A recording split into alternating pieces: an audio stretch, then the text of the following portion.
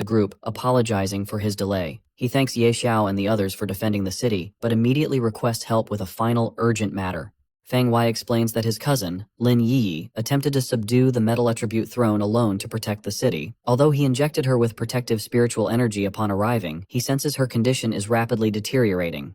Inside the metal attribute throne's spatial domain, Lin Yi pushes her energy to its limit in a desperate attempt to subdue the glowing artifact.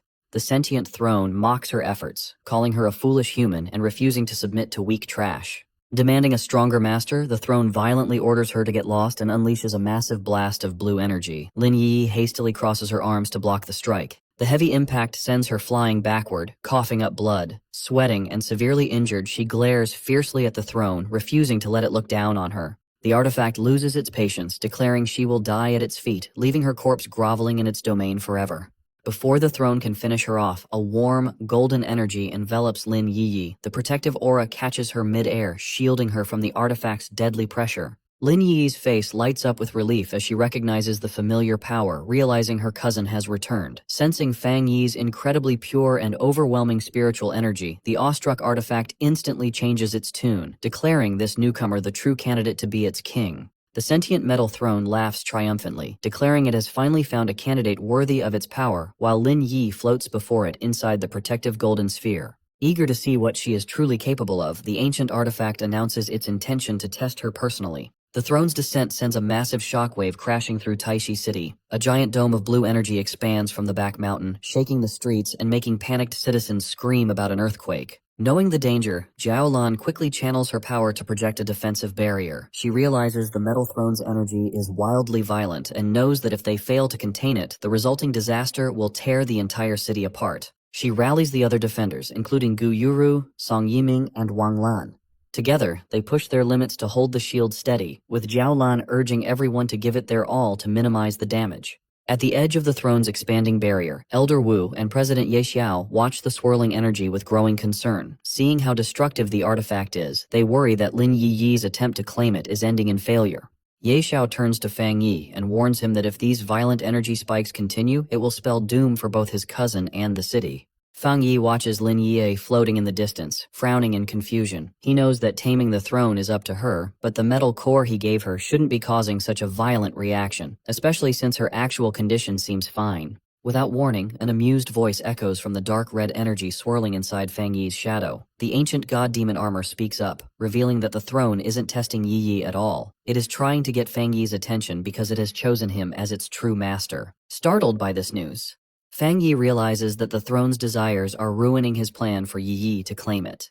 Knowing he has to step in, he asks the demonic armor for help, and the ancient entity gladly agrees. Seizing the moment, Fang Yi summons the ancient god-demon armor, letting the jagged dark metal and glowing red energy cover his body. With a confident smirk, he figures this is the perfect chance to test the legendary armor's defense against the throne's overwhelming power. He tells Elder Wu and the others to stand back so he can test a theory, then calmly walks toward the swirling blue barrier of the metal throne.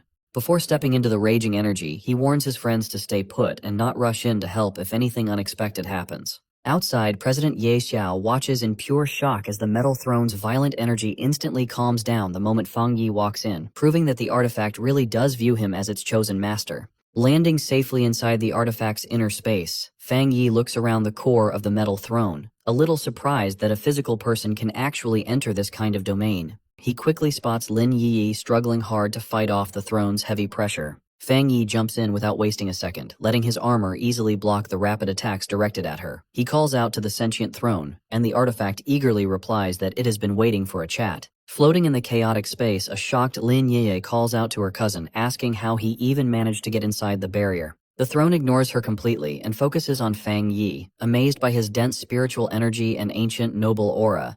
It proudly boasts that its instincts were right to choose him, just as Lin Yi shouts a desperate warning for Fang Yi to watch out. Massive spheres of pure energy appear and surround Fang Yi, but instead of attacking, the throne proposes an alliance, pointing out that humanity desperately needs a powerful weapon like itself. Its energy wraps tightly around Fang Yi as it enthusiastically promises to make him the absolute ruler of their world, the universe, and even realms he doesn't know exist. The artifact declares that together they will rewrite the rules of reality and make him the one true king, but Fang Yi just smiles at the grand offer.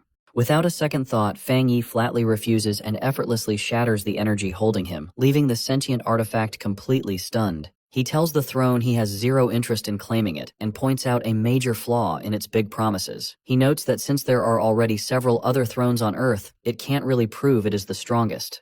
He casually asks if there is a ranking among the ancient artifacts, which insults the throne so much that it stammers and demands to know if Fang Yi dares to doubt its power. Fang Yi just points to Lin Yi and offers a deal. If the throne wants to prove its strength and work with him, it first has to accept his cousin as its master. He explains that the Wood and Thunder thrones are much smarter because they have already formed helpful partnerships with him and his allies. Smirking, he reminds the throne that it can't force him into a pact anyway, so it should drop its high standards and seriously consider his offer if it wants to fulfill its purpose. When the throne falls silent, Fang Yi feels a little disappointed. He had hoped the famously violent artifact would attack so he could finally test his new armor in a real fight. Turning his back on the quiet artifact, Fang Yi walks over to Lin Yi and tells her that Taishi City no longer needs her to sacrifice herself, offering to escort her out to safety. With the heavy burden of duty lifted from her shoulders, he asks her directly if she still truly wants the throne and if she has the willpower needed to tame it. Lin Yi looks right back at him with unwavering determination and firmly states that she is ready for the challenge. She thanks him for always supporting her and explains that she had made her choice even before he showed up to help. Fang Yi smiles proudly, reminding her that gaining true strength is the only way to survive and protect their family in this dangerous world. Filled with confidence, she promises that once she conquers the Metal Throne, she will finally step up and take her official role as the captain of Yuan City. Leaving his cousin to finish her trial, Fang Yi walks back through the portal and reunites with Elder Wu, Jiaolan, and President Ye Xiao in the real world. He calmly tells the anxious group that the sentient metal throne has agreed to think about accepting Lin Yi as its master. He promises them the artifact is no longer a threat to the city and suggests they just quarantine the mountain for now. Explaining that Yi is staying behind to finish the process, he asks the leaders to support her. President Ye Xiao agrees right away, promising to send every metal attribute spirit crystal the Spirit Association has straight to Taishi City to help her. Elder Wu happily joins in, guaranteeing that the Star God Combat Zone will empty its own vaults and gather extra resources from other military bases to boost her training. The pioneers and officials standing nearby whisper in absolute awe of Fang Yi. They can't believe he has survived the deadly dark tide, wiped out armies of monsters, and casually negotiated with a godlike throne only to reject it for himself. With the city finally safe, Fang Yi's expression turns serious as he tells Elder Wu that he has one last highly important task to entrust to him and Jiang Tian.